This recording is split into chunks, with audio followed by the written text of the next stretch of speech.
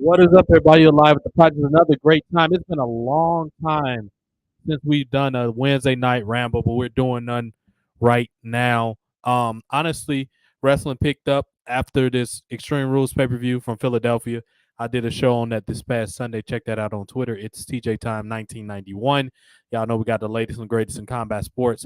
My guest, Mr. B 1986, will be joining us in a minute. My combat sports correspondent, good friend. We develop a great relationship. We're both from big cities, both like to talk shit, both into combat sports. So that's kind of our point of connection. He'll be on here in a bit.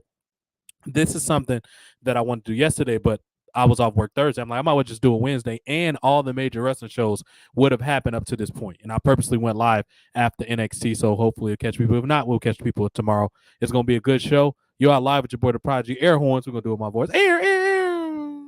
Clapping for everybody. Thank y'all for being here. I'm tired of getting copyrighted for using basic stuff. Air horns might actually be okay if we do air horns on here because I don't think that's copyrighted. So let's get that. We had to find some copyright opening music because WWE, for whatever reason, stopped allowing me to use the other one. No, I didn't say air horn. I said play air horn.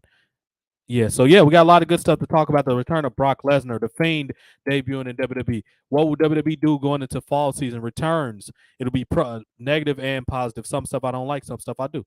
You'll find out the things I like. Indeed, so nice you got to hear it twice. Yes, indeed. We might well load up our clapping over, everybody having a good time. I'm enjoying myself, man. Um, I'm enjoying myself. Make good money. You know, I'm making plans to do some things, so that's always great to do that. Yes, indeed. Hope y'all good. I always have goals, man. I'll be always be goal oriented. You know, as we talk about this, as it goes out on Twitter, we gotta make hit it on trending or whatever. But yeah, a lot of good stuff going on in wrestling. The most noteworthy thing: Brock Lesnar return to face off with Bobby Lashley. That's something I think WWE has a big problem of not appealing to casuals. I've said this several times in past podcasts, and I don't know how much I can nail this or put emphasis on it or make it kind of a thing. But WWE's having a hard time appealing to casuals. It's just the truth. And a large reason why they're having a hard time appealing to casuals is because their show is so centered around cruiserweights. And a lot of it's just selfish management, a lack of communication from different departments in WWE. And it's something that desperately and drastically needs to change, like ASAP. WWE cannot afford to lose the audience that they have with football being in full effect, with other sports coming on, with all these great streaming services. Everything you want is found on the streaming service. And they try to use the excuse, well, Triple H in his big ass nostrils always try to use the excuse that people watch in different ways. I can guarantee you, yes, less people watch TV than they did 10 or 15 years ago. However, they're not watching wrestling. When you look at the metrics, there's a service called Samba. You could check the metrics for people that's watching TV. They're not watching WWE. I've double checked it several times. Other people can tell you they're not watching WWE. So get this bullshit out of your head that people are watching WWE. They aren't because they know it's a show that's made for children. It doesn't have anything that appeal to adults, and then it's just too. It's not must see TV. Something that WWE prided themselves on being at one point. They're not must see TV. Now, I completely agree with the analogy that it should be something for everybody. I agree. Shows should be something for everybody. Women should not only be in Braun Panties match. However, that is something that appeal to everybody. So you got the Braun Panties matches for the casuals that don't care about wrestling. That think wrestling is fake nerdy bullshit. You have it for them. You have the Divas matches, the Charlottes, the Natalias, the Baileys, all these people that I consider not very attractive and not good for me. And I don't mean just physically attractive, like their style isn't appealing. Like I don't want to see them wrestle. So it's a lack of appeal in that particular standpoint. But with that said, it's ways to oil everybody change, so to speak. So you have something for the divas. You can have something for the glamour girls that just don't want the girls to be physical at all, but they like their outfit that they're wearing, or like the way they talk, or oh, she gets her hair like mine. It should be three types of women: the women that wrestle, the women that are there for eye candy, and the women that are there to assist. And there probably other ones I can't think of. Also, women that could be WWE have something called the 24/7 division. Why is it not women in that 24/7 division? There's no logical reason for them not to be in the 24/7 division. I still don't understand why they aren't there. If you're not going to put limits on, that's like when TNA used to have their X Division title and they used to let heavy people go for it. Stop making it pretty much a cruiserweight title that a couple heavy guys that we don't have storylines can go for. If that's the case, just make it a fucking extreme belt. Like, I don't understand why that's so goddamn hard. Make it an extreme belt. It don't have to be this vague, stupid title that it's really, honestly, a lot of the times the goofball belt. If I can be frank and honest, it's the goofball belt. So WWE has a lot of trouble that they're in right now. They have a lot of work to do because they are in trouble, I should say. And the big problem is, like I said, a lack of communication, lack of direction. Triple H has his crew. Then you got the Nick Khan crew. Then you got the Bruce Pritchard. That's like if you got too many people making chili, it's probably going to be disgusting. It's a saying that says, too many cooks in the kitchen. I cannot wait to see the Halloween movie. I thought it was on now. I was going to be pissed. I think it comes on at Friday. So I'll do a review on that probably as well. I haven't done a whole lot of content, but now in the fall season, I'll do a lot more. Just like that little lull part towards the end of the summer, it's not much going on in WWE, so I don't care. But when it's something to talk about, I will, as I'm doing now. But yeah, WWE, it's just they have a lot of cooks in the kitchen. And I'm purposely trying not to talk about too many of the analytics to JoJo. Matter of fact, JoJo's here right now. Mr. B is in the house with us, man. He's going to let us know what's causing all this, but we're going to bring him in just a second the right way. But we're just talking about a couple things that WWE can work on while, because I don't want to get into too much of the analytics to you got here. But yeah, here he is right here, y'all. I don't know what's causing all this, man. Yo. What's up? What's happening, y'all? Oh, yes, indeed, son. Word to mother, hold the butter. PX Connect, Strong Island, Beast Coast, all those things, man. My very esteemed guest host, my MMA correspondent. We got another show. Y'all got another one out of us. I don't know how y'all did it, but WWE, man, I got to give y'all credit. Y'all did not disappoint me, man. I expected the post Extreme Rules Raw to be terrible, and it wasn't. And the main reason why is that man in the middle right now. He deserved this spot in the middle of the screen. He's screaming right now. The White Hulk, Brock. Hold on, excuse me. Ladies and gentlemen, Brock Lesnar. You got to put that like Peyton Heyman. What's causing this? What's up, son? JoJo's in the house with us, y'all. Air horns to that man. He's holding it down straight out of the Bronx to BX. What's up, son? What's causing all this? Chilling, dog. Chilling. Yes, I see you got Brock, man. There. Brock and Bobby Lashley, man. Yep. Yeah. We had to. Yeah, man. That caught me off guard. And we're going to start off with actually talking about that, because to me, that's the most noteworthy thing. You're talking about two box office guys. And to think about JoJo, they had one match as long as they've been in WWE. One fucking match at the Royal Rumble this year. Lashley got hurt. Yep. Lashley, son, please take flat back bumps. This man keep going on his shoulder. You were out for like 8 weeks last time. You cannot take suplexes from Brock Lesnar on your shoulder. And we know you're Bobby Lashley and you're the Black Hulk, but come on, man. You can't be, come on. So you know what I mean, JoJo? This man is taking on his shoulder, like even Booker T giving him the face, like, what the hell you doing, dog? Booker T, I don't know why the thing is floating. It's supposed to be behind, but whatever. Yeah, you can't do that. You can't do that. You can't be taking those type of things. But what did you think overall the attack? I like the idea that they worked on his arm. It because you got to have a weakness going into, because they can't have a babyface versus babyface like they basically. No, Lashley was actually the heel last time, so they had to do something different. What do you think Brock Lesnar hurting the arm? I thought it was a good build up. What did you think?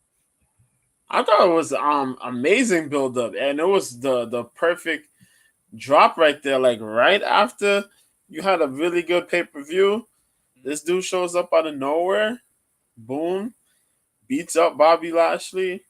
As you said, the damn suplex on the shoulder.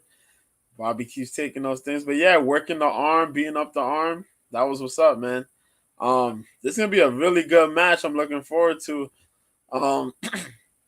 seeing on Crown Jewel. Yep. That's where it's going to be at. I was hoping that was going to happen. Absolutely. And I'm glad we getting it. The second encounter, man. And this is the first time without managers. Last time it was Heyman and MVP. No managers this time. So it's a different dynamic. Lashley going in as kind of the underdog, which I think is, in this situation, Brock's the better heel. I think he just emits better heel reaction than Lashley. It's hard to hate Lashley because he's such a, I don't know, he just comes off as just such a nice guy, whereas Brock Lesnar don't give no fuck. He went to UFC and flipped off the fans that was already thinking, oh, you just the WWE guy. Don't bring that fake stuff here. Dude, I know JoJo knows this better than me. Back in, I think, 2009, 2010, when that man beat, I think it was Frank Mir at the Mandalay Bay Arena, the heat in that fucking building when Brock Lesnar won, he was just flipping everybody out and freaking the fuck out. Do you remember that at Mandalay Bay? Yeah, yeah. He didn't get no fuck because he knew the purists didn't want him there. So he was like, you know what? I'm gonna beat your guy, and I'm gonna say this man retired Heath Herring. That man put that man his fucking eye socket in his head, son. That dude never wasn't that basically his last fight. That was his last. Yeah, that was his last UFC fight. He was supposed to come back, but he never did. Yep. Yep. So anybody that's questioning the legitimacy of Brock because he was a former WWE guy, and don't be stupid. Basically, go ask that man. Go ask the Singh brothers how legit Brock Lesnar is when he throw them suplexes. Because them dudes, the Singh brothers, tougher than me. Some of those suplexes I wouldn't take from Brock Lesnar, and Bobby Lashley's obviously tough too. JoJo, man, you had to have a match like this going into Crown Jewel because you couldn't just be. I don't think everybody saw, and we said this a few weeks ago about why we think Logan Paul and Reigns is good, and a lot of it is behind the branding specifically of Logan Paul. But I think you needed something a little more. You need something for that's for the casual fans. You need something for the WWE fans, and that's what that Brock Lesnar Bobby Lashley match is going to be. I'm not sure what else they got planned. I'm sure Ronda's going to be in there in some type of capacity. I'm not sure doing what, but I'm sure she'll be there doing something because Saudi Arabia like these big, almost WrestleMania card type matches. So this is definitely going to be one, and I'm looking forward to the build. The thing that was so good to me about this, and maybe you have a different opinion, Brock Lesnar, which is kind of out of character for him, came out, first of all, cutting his own promo. He's been doing that quite a bit the last, 3 or 4 months. He cut his own promo, no manager or nothing. And this man came out being goofy, and out of nowhere, he fucking dropped Lashley with an F5. Put him in the Kimura. He came out and he swerved because everybody thought he was going to do the goofball, the goose step shit. No, he came out that guy. It was almost reminding when he returned to WWE for the very first time and he F5 Cena and kicked his hat. That's what it reminded me. What say you? Yeah, I remember that perfectly. And it gave me that same feeling too, man, because I was like, yo, by coming out here, he's talking to him all respectfully. Mm-hmm. And then he just grabbed the hand, sets him up in the F5, then drops him with the German suplexes, another F5. Yep. Then the damn Kimura, man. Like he put, like you watching this and you're like, damn, he's really beating the shit out of Bobby Lashley, man. He did. And to Lashley's credit, he took a hell of an ass whooping. But to me, more WWE TV needs to be like this because they have too much ha-ha. They got Sami Zayn with the ha-ha. They got these other stars with the ha. It's a lot of ha-ha, and it's not like Bailey stuff. They supposed to be heels and taking over the show, but it's hard to take them serious. Like they look like goofballs. They look like anime goofballs that you suppose. They remind me of like a SNL skit that's making fun of something that we supposed to take seriously. That's what they remind me of. Judgment Day, they still warming up. Like I think the most heelish thing they did is what they did with Beth recently when they hit her with that concerto. You talking about a hell of a concerto. We didn't get to talk about this a whole lot on the last show, so we can talk about it a lot now. That got Judgment Day some heat, and Edge's facial expressions also sold it really well when he was like the way he did it, like the way he said I quit. This shows you that Edge is a professional. He's been doing this for a long time, and I think that added much needed drama, which is why they earned a spot on it. Because I haven't talked about Judgment Day a whole lot because it started off kind of clunky. I wasn't that interested when it first started off. It went from Edge and Balor. I thought Balor was just going to be additional. Then he fucking attached Edge. I'm like, good luck getting this over. But to Edge's credit, he found a way to get it over. So we got to get Edge a lot of credit. And it seems like this is going to lead to some type of, if I had to guess, it's going to be probably Balor and Ripley versus Edge and Beth Phoenix coming up at some point. My thing is, I just hope it happens on the pay-per-view because WWE made this idiotic mistake last time when they had Edge and Beth Phoenix team up, and this was probably almost a year ago when they went against Miz and Maurice, and it ended out of nowhere. They had 2 matches. I think they had a match on Raw, and they had a match at Royal Rumble, and I thought the third match, the rubber match, was going to happen at the WrestleMania. I think that would have been a perfect blow-off to have that match in Dallas. I don't know why. Miz lives in goddamn Dallas, so that would have made perfect sense to do that. So I'm really hoping it doesn't turn into that. But I don't know. Sometimes with WWE, I don't know. Do you think they have enough range to get to the Royal Rumble with this program? I mean, you could do some one-on-one matches with Ripley, which I find that quite intriguing. We don't get enough big girl fight. And I know Marissa, who's here in the chat right now, is a big fan of the big girl, specifically Rhea Ripley and Bianca, because I remember her telling me that. We don't get enough of these big girl matches. Like, every once in a while you'll get a big girl squash in one of the small girls, but you don't get marquee big girl matches nearly as enough as you think you will with WWE, considering the amount of big girls that they currently have on their roster. So do you think that they can get a lot of mileage out of this Ripley Beth Phoenix thing? I hope they go at least to the Royal Rumble with this. What you think? I think they could. I think they could ride this out, to the Royal Rumble. Um, damn. Yeah, you can ride this out from there to the Royal Rumble, even probably WrestleMania, depending on how you work it. Depending on how you work it, but yeah, definitely to Royal Rumble. I can see that going on. Beth keeps herself pretty damn fit. She's not really off much. So yeah, man, I think so. And Via is pretty damn solid in the ring. You know what I mean? Yeah, she So definitely is. I Yeah. think I think they could go ahead and they could run this for quite a while, man. And like some 1-on-1 women's matches, and then intergender tag team, or if it's gonna be like end up a possibly intergender 6-man tag or something like Absolutely. that. Yeah, yeah. It's and Eight even if man you want tag, to get the yeah, heels to get some heat, you can have a handicap match. You can have Beth and his Edge versus all of them. That's a good way to yeah, generate heat. And then at some point, maybe you'll have to lock Balor and Edge in a cage at some point where the other people can't get in the ring. It's a lot of ways. To me, it's really gonna come down to how lazy WWE tries to get. That's the only way I can really think of it. If WWE tries yeah, to get lazy, that's what's gonna fuck it up. Like they did. I felt like it was so much. First of all, what people don't mention enough, and it bothers me, Edge and The Miz are like the best heels of the 2000s. To me, they are. You can't find two better heels of the 2000s than goddamn Edge and Miz. Now Edge plays a better. He could play both sides. Obviously, he could play heel or babyface when he wants to. Miz not so good at because he's such a natural heel. But yeah. with that said, it was so much mileage you got. These are two of the best talkers in modern history. Like they just Hmm. got lazy with it. But I thought that was something that they could have got a lot of mileage out of. But speaking of another return, the fucking Good Brothers are back. Who would have thought these dudes 18 months ago, comments came out, they're burnt out with wrestling and all this stuff. They fucking came back to Raw last night. What say you? I didn't Yeah, see it, but I read about it, JoJo. What was that like? They came out to aid AJ Styles, didn't there, or something like that? yeah. AJ was there with Finn. Finn thought that AJ was gonna join the Justice, the Judgment Day. I said Justice, Judgment Day. Then AJ told him, "Nah, I'm not here for you." Um, then his buddies came out. The music came on, and here come Gallows and Anderson, the Good Brothers, running down the ramp. They beating up the Judgment Day.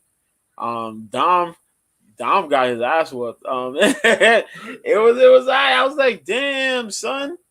Because I know that the Impact contract was over, but I was worried about the whole New Japan thing. And Right. for them to come out, this joint is crazy because um Anderson has the never open weight title. He has their title still. Interesting. Interesting. He's their champion right now. Right. So it was like, what? So is he gonna be showing up here, then traveling to Japan to do dates? They're gonna still have him work because I know Triple H don't mind. Triple H would be like, yo, do what you got to do. Absolutely. It's not like WWE and New Japan are not familiar with each other. They Right. know each other, so they've had talent come there before. Shinsuke, of course, and a couple other guys. But yeah, Yeah, so and I like, think long-term talent exchanges across the board just help all brands evolve. Impact will really benefit from having talent exchange. You can't have the same fucking you. And this is something that really bothers me that people say, "Oh, AEW, for example, this is the most recent people I heard about it. They just took the WWE established guys. Yes, because they want people to watch their show. Now, I'm not yeah, saying do what fucking Impact did and bringing everybody to bury the main event Mafia, for example, even though it was a good idea, they basically buried the frontline guys, AJ Styles, Christopher Daniels. That's why yeah, Samoa Joe was so pissed all the time. Like, bro, we don't yeah, mind working with them. Can they put us over sometimes? And that's why it yeah. was so much. And that's why he to this day. And I wish I would play it, but I don't want to get us copyright. When that man shot on Scott Hall and Kevin Nash just had to Oh sit my there and look god. stupid, son. That was Kevin with the gray old man hair. You could tell he was pissed off just laying on the Yeah, road. Who this motherfucker think it's he funny. is? I was That's what he watching said that inside shit. his I head. was watching that shit like the last week or the week before. I was watching that shit. That man Yeah, cut a fire ass promo. Maybe I'll just let y'all hear the audio. I'll play a little bit of the audio. But this man, Samojo, basically was like, this is for the people in the back who show up, who don't pick when they want to show up, who don't make excuses to go for another company. And this man was yeah. Kevin Nash was so fucking pissed off, and he Kevin claimed he Nash was- slapped Samoa Joe. So first of all, Yeah, Kevin Nash, I'm gonna say this about Kevin because Kevin Nash is another one of those motherfuckers that pissed me off. I respect what you did for the NWO, but dude, I think your head is way too big. You forget that you was just in. If Hogan was in that group, y'all would have just been another tag team. I love Scott Hall and Kevin, specifically Scott Hall because he was great. But Scott Hall and Kevin Nash, y'all would have been a pretty good tag team, but without Hogan, it wouldn't have been the same. Y'all needed fucking Hulk Hogan. For all his faults, Hogan was a draw. He was a star. But y'all needed that. Kevin Nash, and we mentioned before how you had the audacity to say Sabu and RVD aren't significant to wrestling. Stop doing drugs, Kevin Nash. When have you ever seen anybody in your life with a Kevin Nash shirt? I didn't say an NWO shirt. I said a Kevin Nash shirt. You never seen anybody with a Kevin Nash shirt. So shut the hell up. You know how many people I've seen with RVD and Sabu shirts? Plenty of people. So get that stupid shit out. If you're not this tall and they don't see you walk through the airport, you don't matter. Get the fuck out of here. Now, I was with you when you buried Dave Meltzer because he's a fucking mark. I get that. However, all this stuff about RVD and people being short and the vanilla midgets, you need your ass kicked because that sounds stupid. But to get back on track, talent exchanges are important. And this is something that stopped your talent from getting stale, and it gives people for exposure. Right now, NWA Impact in Japan needs to do challenge exchanges with the two biggest wrestling companies in the world, WWE and AEW. That's how A, you keep your talent healthy, and B, you stop them from getting injured. It is no way that fucking Fred Rosser and JTG has not had another run in WWE. That makes absolutely no sense. Specifically JTG, because he showed as a single star how he can develop. It's a lot. Even if you just want to put him in a 24/7 division just because he has an identifiable face, and he's quite entertaining. I can see him he does comedy good. He knows how to be serious too. But even if you put him there, it's a recognizable face. Fred Rosser can round out a intercontinental division or something like that. Yeah. It's something you can have a Damian Mizdow come back, or a Damian Sandow, a more serious character. You can have him come back. You can have a Tim Storm come in for a couple one-off matches and get some heat, or like somebody with Roman Reigns or something like that. You can have Trevor Murdoch with another run. He another person that can work with like a Roman Reigns or somebody like that. He has great heel psychology or babyface psychology. He know how to get these heels over. These young guys, he know how to make their offense look good. These are the guys that you want to be in your company. People that can sell, that has name out there, that can talk. Trevor Murdoch's an underrated talker too. He actually knows how to talk. And then Impact, that God knows they need some help over there. How to me the most egregious? How in the hell has New Japan? How is Okada a fucking Tanahashi? How have they never had runs in the United States? Impact, you fucking idiots gonna take fucking Okada and make him the Green Hornet? What the fuck is wrong with you, idiot? Come on, JoJo, son. They made this man the fucking Green Hornet. Can you believe that? You taking this? He's basically the exact Randy Orton. You turn him into fucking the Green Hornet. I'll never understand that shit. This man was Samoa Joe's sidekick. God fucking damn. Son. Was that around the time when Samoa Joe had the paint on with that plastic sword or whatever? Wasn't he like a ninja? Or no. It was a little bit before that. It was before that. But yeah. The only guy I think who had like a really good run, I think, was Tanahashi. So he's been there before in Impact. Yeah, he's been in Impact before. Yeah, he was there. He had a feud with AJ Styles at the time and a couple other folks. But yeah, a lot of his matches was with AJ because when they showed up to Wrestle Kingdom, AJ wrestled him, I remember correctly, and then he wrestled AJ when he came over there. And then you had Sonata too, but you remember what they did to Sonata? Yeah, they turned him into James Storm's slave or some stupid bullshit. Yeah, like that dumb shit. And then who was it? Goto and Goto and Tetsuya Naito were a tag team at one point. They were in the X Cup, I think. Yeah, they got involved in the X Cup. But that was like 06, 07, I think so. So somewhere around 5, 06. That was a nice long time. Yeah, that was a long time ago. So really long time ago, yeah. Modern fans now probably don't even remember that happened. You know what I mean? Like they need to. And that's another problem I have with Impact. I want to like Impact because they have a lot of talent that I actually like, and I think they're talented. Other than y'all not signing Enzo Amore, the biggest beef I have with Impact Wrestling is the fact that they expect everybody to know.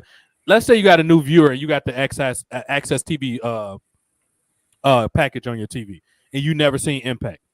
It'll be nice, and they do this sometimes, but I don't think they do it enough. They actually they packages of their programs are actually not decent. I actually think Impact has decent packages. However, you need to introduce people to why they should care about the wrestlers on the TV. For example, Trey Miguel is heavily featured, and Guttis, who I like to call Rich Swann, is heavily featured. Why don't y'all tell people that Gutter Stink actually had a run with WWE? He revitalized the cruiserweight division. He had a nice run. Why the fuck don't y'all explain that? How do you expect anybody to have any type of emotional connection to your characters when you don't explain it to them? That's like if I watch a TV show for let's say I watch Animal Kingdom, and I try to get one of my friends to watch it. It's a great show, by the way. I watch Animal Kingdom, right?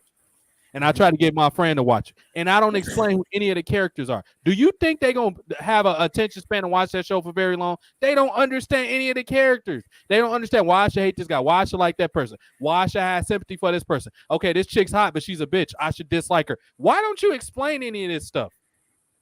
That is the biggest problem with autistic Peter Griffin, a.k.a. Scott D'Amore. What is wrong with you, dude?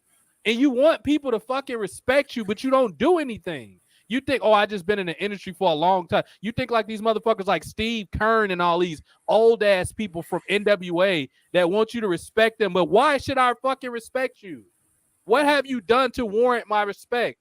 All these fucking these old motherfuckers. I can't think of fucking Steve Kern and who are these other motherfuckers? Anybody that's associated with Jim Cornette, basically. That's talking all this stupid old shit. Jerry Jarrett and bro, don't nobody think this is Memphis 1970s no more. And they had some good ideas in the South. They had a lot of gimmick matches that came from down there, Tar and Feather and all that. But bro, all this shit. If y'all think Jeff Jarrett is gonna be a champion somewhere, please stop thinking about that. Because I know y'all thinking about it. That's why y'all handpicked them to be in fucking Flair's match. Now, to Jeff Jarrett's credit, he did a pretty good job. But Jeff Jarrett, please don't get above your britches and try to start another GCW or go to goddamn Global Force or whatever and put the belt on yourself. Please don't do that. Don't nobody want to see Jeff Jarrett as a wrestler, maybe as an executive or maybe a one-off match against like Elias or something, maybe. But a full-time wrestler, no. But don't be like fucking, what's his fucking asshole name from Puerto Rico?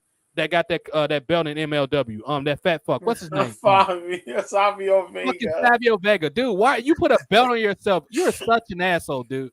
Don't nobody want to see your fat sloppy ass wrestling anymore. How about you be a fucking elder statesman and be a producer or something like that? Stop trying. The fucking Rock and Roll Express, another one. All their hair gonna follow out. Well, I get why Ricky Morton. That man got like 20 kids, so he got to pay child support. So I get why he got. But, like, come on, dude. I don't even think Robert Gibson can see straight anymore. How you having matches?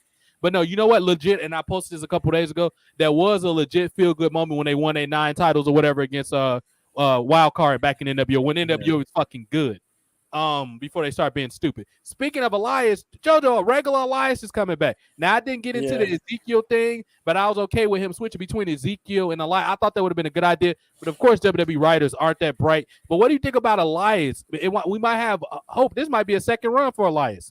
I don't know under Triple H regime. Hopefully, Nick Khan's writing this shit, but or Bruce Pritchard or somebody smart. But what do you think of the regular Elias versus Ezekiel? What did you think of the Ezekiel thing? You think they shit the bed with that or what? Yeah, they shit the bed with Ezekiel, man. They should it. It kind of had potential, but they kind of shot the bed with it. Right. They didn't make him as interesting as we thought they would. They should have. Uh-huh. You know what I mean? It was like, okay, we know this guy's Elias, and everybody knows he's Elias. It's like the outfit was like, all right, it's plain, basic. He doesn't seem comfortable with being this new character. You know, it was cool with him and, you know, pretending to be his brother and all that shit. But, nah, man, they kind of shot the bed. Then they had him getting squashed, like, every other week. So it was like, all right, fuck it. Fuck it. Bring back Elias. Bring him back, man. What they're so you bring in a new character and you have him get beat every week. How does that get the character over? Yeah, I don't think they think of how any of the knowing Triple H dumbass. He probably, well, you know what? We're just putting people on TV. The fans will like it. Bro, you can tell Triple H his whole goal is to beat Tony Khan. That's what his goal is. He don't care about getting casual fans. He don't care about growing WWE's audience. And for people, I swear to God, I want to slap these motherfuckers. I don't know if JoJo feels the same way because generally he's not as extreme as me, but maybe he do a little bit. I'm so sick and fucking tired of people talking about this key demo. What the fuck does that even mean? What the fuck is a key demo? Now, I get the metrics behind it. You mean the target group that you selling the merchandise to. Okay, why aren't you trying to get everybody to watch your show? I do agree that the show should appeal to 18 to 34-year-olds as far as the content goes. But shouldn't you be trying to have something for older people? Maybe somebody having a storyline where Republican versus Democrats. You know, old people can relate to shit like that. How about you have some crooked law attorney figure or something. Bring back Johnny Ace and make him be oppressive or something. Make him be sexist towards women. You do realize that fucking women will get emotionally invested and want him to get his ass kicked, right? This You is know what's fucking crazy? common sense. You know What's what's that, crazy Jojo? though? What's I that? say, you know what's crazy though? This key demo stuff hasn't really been something of an importance, like as far as the news goes, Uh, until AEW came out. that's true. That's one of the craziest fucking things about it. Like, yo, I don't care about the demo, and those motherfuckers talk about the demo more than anybody else. And you And know it's what? like, yo, go What ahead, the go ahead. Smart Busters pointed this out good. I don't know if you know what the Smart Busters are, but they pointed this out really well. They said the only reason that you focus on the key demo because you're embarrassed that your overall number is so low that you need something to brag about. And that's exactly why they Yeah, do that. Fucking that's Dave Meltzer with this. Meltzer put that bullshit out there. He watered that plant. That was Dave Meltzer, basically. And all his cronies, fucking Alvarez and all these other kiss asses that follow up in him. Bro, you think Russo care? And people try to get mad at Russo. Bro, until you beat Russo's ratings, shut the fuck up. He beat Monday Night Football twice. How many fucking shows can say they did that? He did it twice, not once, 2 times. How many yeah, motherfuckers did it once? yeah, So stop trying to tell him exactly. he's old and don't know what the fuck he's talking about. He does. He wrote the most Yeah. successful time period of wrestling. Like, JoJo, I don't understand why they act so stupid. That's common sense. Yeah, man, but people don't want to do they don't want to do their research. They don't want to do their history. They just want to complain because they heard somebody say this and Tony Khan say this about Vince and Eric Bischoff, and then Right. they run with the narrative. And You Bischoff know? is such a fucking idiot. And we touched on this the other day. You kissed their ass and they still banned you from the show. So what should that tell you? Bury the shit out of them. They're going to be mad at you one way or the other, so it don't matter. Yeah, I rather, you know what I mean? I talk shit because I know there are people still check out my stuff on the VOD, video demand. I know they check it out and they try to critique it and act like, and y'all are idiots like I'm stupid and don't know how to use a computer. I know y'all make burner accounts and y'all be wrestlers. I'm not fucking, I talked to Seth Rollins burner. I've been unblocked by Seth Rollins for like 3 years. I talked to one of his burner accounts the other day because I was making fun of the fact that Russo said him and his wife look like fucking idiots on TV. And so much of the show is built around him and a fake Seth Rollins account talking about, I don't know what I'm talking about. Okay, Rollins, let me know when you get more house show domestic numbers than Jinder Mahal. Jinder Mahal that came back out of irrelevancy got more of a draw than you when you're consistent on TV for 3 years. How the fuck does that make sense? How does Jinder Mahal got out the couch and got better reviews than you? He wasn't even in shape by the when he won. They told this man was fucking Rusev's lackey. And JoJo, 6 weeks later, was he not the fucking and number one contender? This man yes, he got off was. the couch and outperformed you. So you suck, Seth Rollins. Jinder Mahal outperformed you on his worst day. And you still haven't been able to do that. So shut the fuck up. You don't know what you're talking about. Like all these wrestlers want to be, I'm big, and I don't mind. Becky's she's cool. I actually like Rebecca. She's cool. But all this shit about big time Becks, no, the fuck you. When have you sold out of the arena without Roman Reigns being there? How many tarped off seats are fucking down when Roman Reigns out there? So get out of here with these names that y'all give people. That's just like when Jason get on here and get pissed off when people call. And I like Nunes, and she probably pretty much is going to be the GOAT when her career's over with. She's done shit that people can't. But I understand the irritation of people getting called a GOAT too quickly. I understand how that bothers the combat sport purists. I get it. But she probably, I mean, she's pretty damn close to either her or Cyborg. It's pretty much a toss-up. And when who knows, Clarissa Shields, when she's done, it's probably going to be the next fucking Mike Tyson probably. Just stay away from Don King and you'll be good. But it's just yeah, I'm sick of this key demo shit. I'm tired of it. Okay, if AEW's the wave and they're why everybody wants to leave. JoJo, can you explain these people why everybody wants to leave right now? Now I don't know if you saw AEW tonight, but are the people that want to leave in key features, are they in programs or are they getting buried? What's going on with people like who's these guys? MJF and Miro and who else was talking about leaving? Guevara. Are these guys in angles? Guevara is not really in any angle right now. Guevara's just floating next to Chris Jericho at this point. I told you, ever since after they're in that ATT, bad booking by TK made that shit look horrible. And because of that, nobody really cares much for Sammy Guevara. So Sammy's not really in no storyline other than the fact that he's teamed with Chris Jericho again. And their group is a lot worse now. Um, that poor boy, Jack Swagger, Jake Hager, still signed to AEW for what reason? I have no idea. Oh God. Miro's not doing nothing right now. He's floating in space. MJF is the key component. They need him, so he's getting paid, and he's there. He's in the middle of the world title picture. Hangman Page is in the title picture as well. Okay. He's gonna be fighting Moxley next. Okay. Because they gotta make it up because they let CM Punk do whatever the hell he wanted to do. Because they let Hangman go rogue and then CM Punk went rogue. So you have to make it up to Hangman Page. Sure. What else is going on? Shit. The Butcher and the Blade are gonna be used again. I guess we're gonna wait. Jeff Hardy's supposed to come back soon. Okay. Shit. Sting's on vacation still. Vicky Starks and this dude Powerhouse Hobbs, they're probably gonna be chilling for a bit because they were on the show a lot, so they gotta shift them out. And Swerve wrestled, but we didn't see no Keith Lee, which has me wondering now.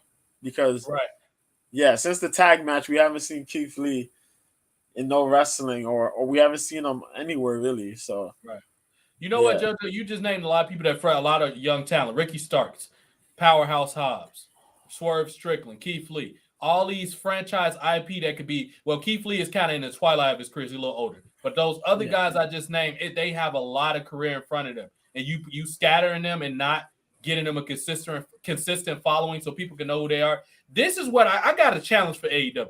If y'all want to talk about key demo and all this bullshit, how about y'all do this? Y'all impress TV shows so much that y'all do something that WWE couldn't do in about 15 years. How about y'all get on Thursday nights on TNT and get a second hour for fucking Rampage? Move Rampage to Thursdays. Get a second night. Split your roster in half so it could be more focused on the fucking separate shows. Had Dynamite be the competitor to Raw, and then Rampage could be the competitor to SmackDown. Then y'all could talk about how y'all the biggest game in town. So guess what? Can you imagine how much more focus Ricky Starks, Keith Lee, Swerve Scott, and others would get if they were exclusively on Rampage? Fuck what these fans are saying. I want to see my favorites there. Okay, watch Rampage if you want to see them. If that's the roster that they on, if you really are a fan, commit your time to that.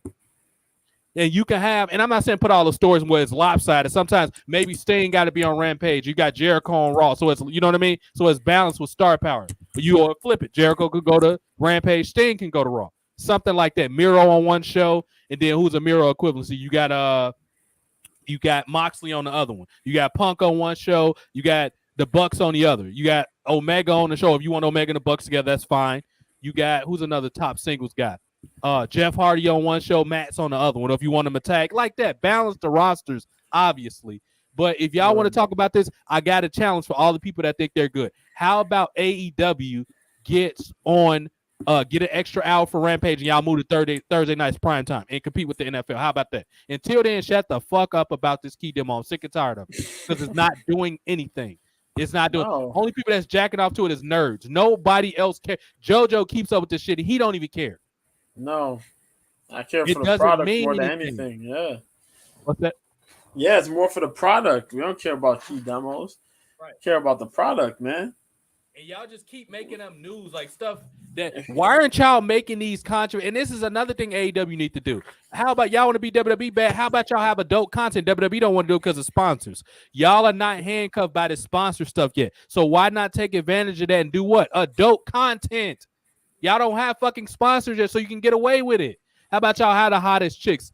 Don't be excessive with the blood. Make the blood make sense within the confines of the storyline. Don't be just bleeding just to be bleeding like fucking Britt Baker's bleed. They bleeding every week. I'm okay with that, but make it make sense. Y'all just be cutting yourselves for no money. Are you crazy?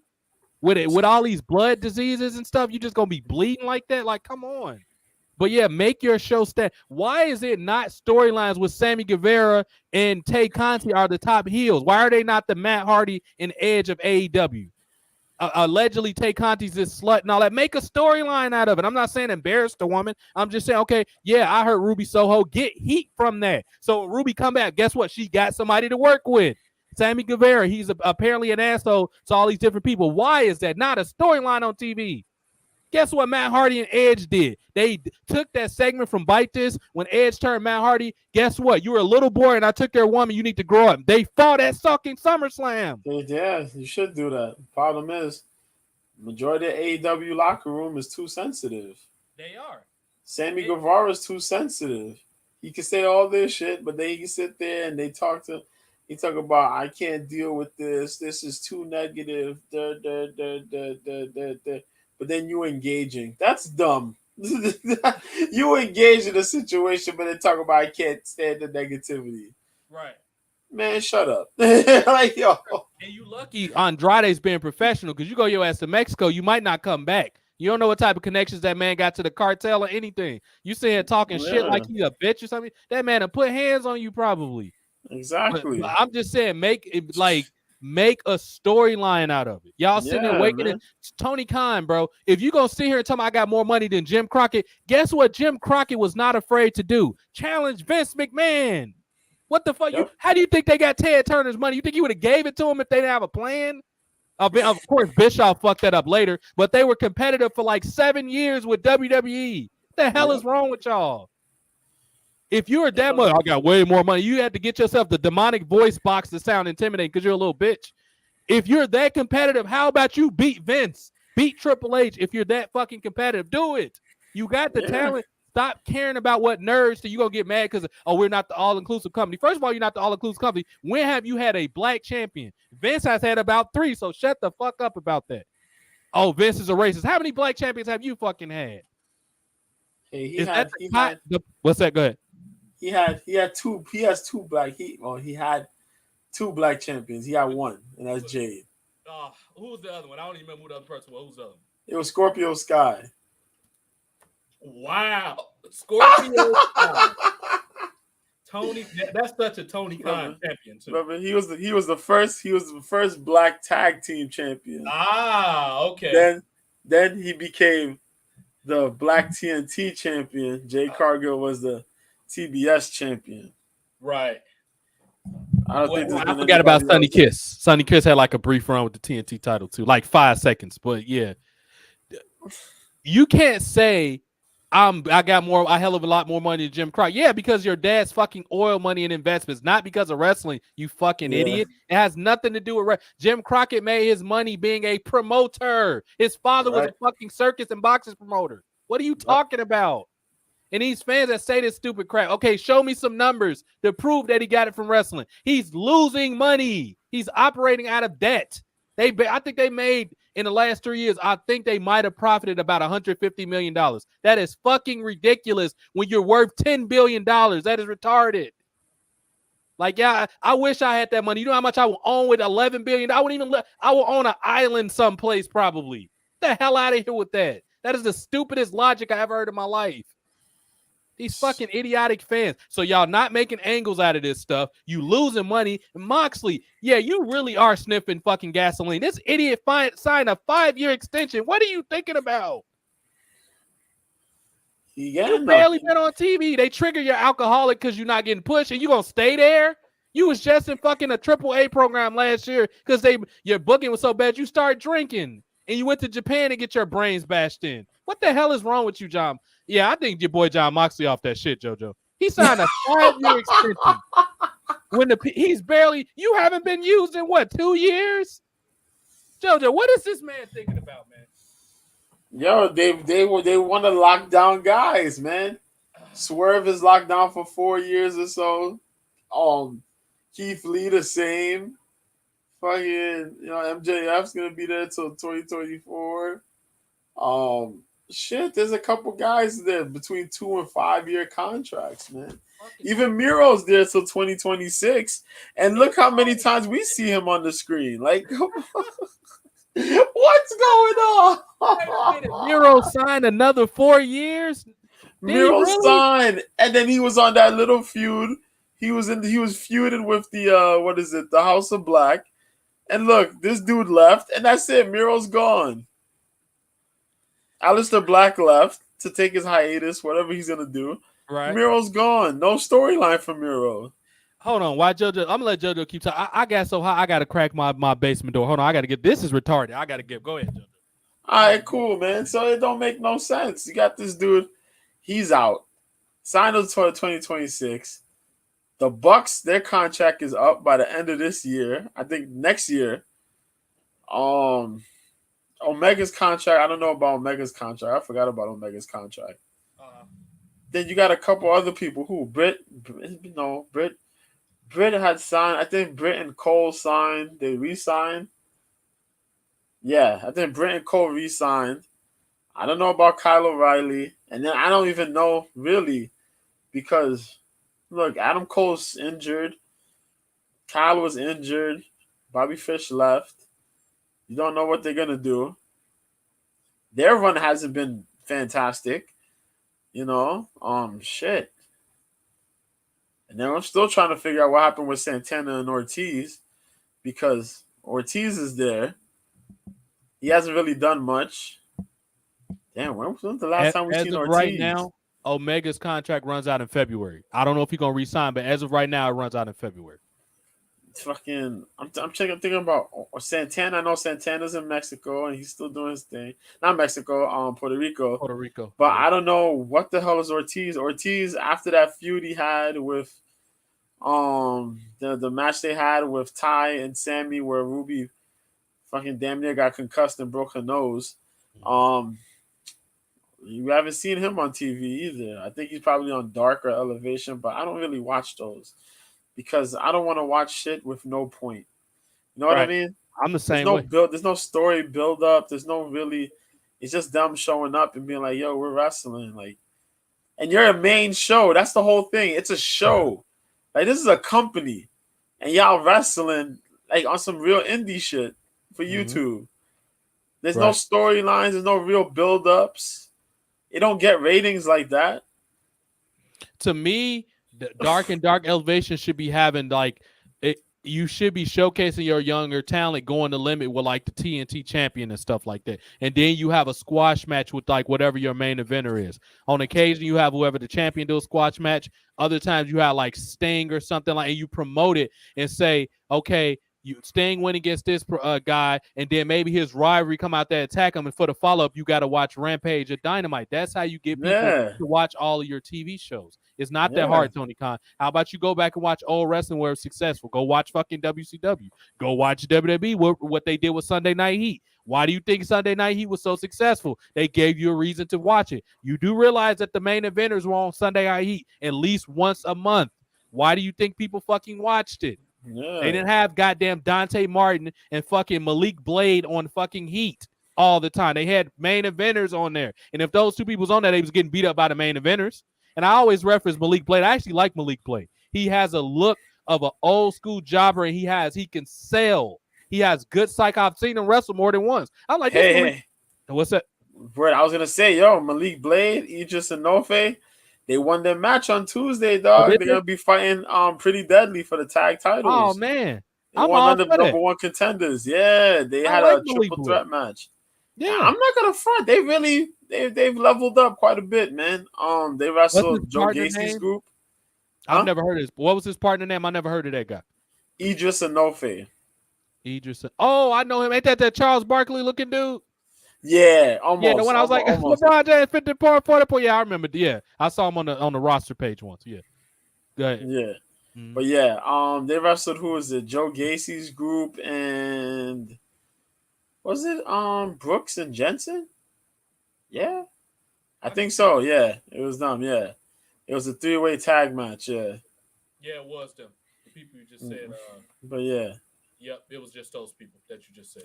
Yeah, it was a good match though. But yeah, and then what happened on that NXT episode too? Oh, you know what caught me off guard? What's that? What's her name? Indy Hartwell had a match. Mm-hmm. She had a match. I forgot who she wrestled. I'll be able to tell you in 2 seconds who she wrestled. She wrestled because I saw it when I was scrolling through. Oh, she wrestled that girl that's in that tag team. Her name is Valentina Ferraz. There you go. The Brazilian judo girl. That takes up for Ty Conti. There you go. Yeah, they had a match. And this girl beat her with the over the top suplex. Oh, really? Yeah. Like how who was it? Cesaro used to do, where somebody's outside on the apron and then he used to pull you up. Yeah, she did that and she won off of that. Damn, that's old. And I was like, yeah, that's what I was like, yo. That is such an old school maneuver, right? That's like a motherfucking Tully Blanchard from NWA. He used to use the sing shot as a finish. Yeah. Yeah, and I was like, yo, that's random. Yeah. But that was dope because it's like, okay, we don't always gotta wait for the finisher move. Right. We could just one big spot move right there. Right. That can showcase her ability, and then boom. So I was like, yo, that's dope. The rest of the show was pretty good too. Your girl was there. Oh, you know what they did though on NXT? I know we're getting off of AEW real quick. That's all good. No, we done with it. We said what we need to say. Go ahead. What you okay, cool. So your girl showed up. Who's that? Sonya Deville. No fucking way. Did she really? Yes, she did. Hell yeah. Who was it? JC Jane. She wrestled Alba Fire, formerly Kaylee Ray. I know. Mm-hmm. Kaylee won. They were trying to interfere. She won. She was walking, and then somebody in the crowd grabbed her and punched her out. I was like, yo, what the hell? They was wearing all black, the hoodie and all that. Took it all off. It was Sonya Deville. Yeah. And yo, Sonya got in her eyes, man. Sonya was stomping her out, throwing her head against the damn guardrails they have there, that guard shield joint. Mm-hmm. Then they set her up and they triple power bombed her through the table, through the announcer's table. Right. I said, oh shit, look at Sonya. Right. And then Sonya talking about Mandy's my girl. And because the storyline is that Alba kidnapped Mandy. Okay. So yeah, so now Sonya Deville is gonna stick up for her and be there. Hell yeah. Hey, I'm all for that, man. Hey, long as anytime we can get Sonya and Mandy, that sounds like Mandy might be turning babyface. Whenever we can get Mandy and Sonya Deville back on TV in any capacity, whether they feud on the same team, we've never seen them as a babyface team though. They were always a heel team. She was like Sonya was kind of like Mandy's enforcer and stuff like that. That was always the gimmick. But I'm all for that. I might start watching anytime Booker T, which we're gonna transition to Booker T now. Whenever we got the 5-time champion dog on the TV, I'm all with that. We're in the mix like a pack of Twix, dog. Whenever Booker T is on there, I'm watching. Speaking of which, I didn't watch it because I was at work. And I might catch up on the highlights tomorrow because I'm off, or before I lay down tonight. How did Booker T do on commentary on that, Joe? Did he sound like Booker T, or do it sound like they was trying to produce him to fit within the context of NXT? How did he do? But anytime you got a credible veteran like Booker T, that just makes the show more watchable. But I was kind of suspicious because Booker T is under Triple H. So how did Booker T do on commentary, Jojo? Nah, Booker T did his thing, man. What up, Julius? Yeah, Booker T did his thing. A little bit, how he wants to be out there and be on the analytic. What's the analytic? Break down his commentary, the moves and all that. But then you always get a couple Booker T one-liners, So he did really fucking good. Yeah, especially when they power bombed the Alba Fire through the there was a lot of good stuff with Booker T in there. I think Booker T adds to it. Sure. Because we're so used to him being on SmackDown or Raw, but seeing him on NXT and him, gelling with Vic Joseph is pretty dope, man. Absolutely. Pretty dope. I'm cool with it. Yeah, because kind of the straight up guy. Booker T's more like the color commentary, so that worked. Yeah. And I like that they got away from the 3-man booth. It was kind of crowded. It's each show 2 people's good enough. Yeah, man. As Julia said, Shucky, quack, quack. Absolutely. One of the funniest ones I heard, Jules, he was like, when he hit when Kevin Nash, this one was in the summer of Punk when for whatever reason Kevin Nash texted himself or whatever stupid bullshit that they wrote on there, and he came out and he blasted Puffy Beyond. That's my big homie. That was one of the funniest things.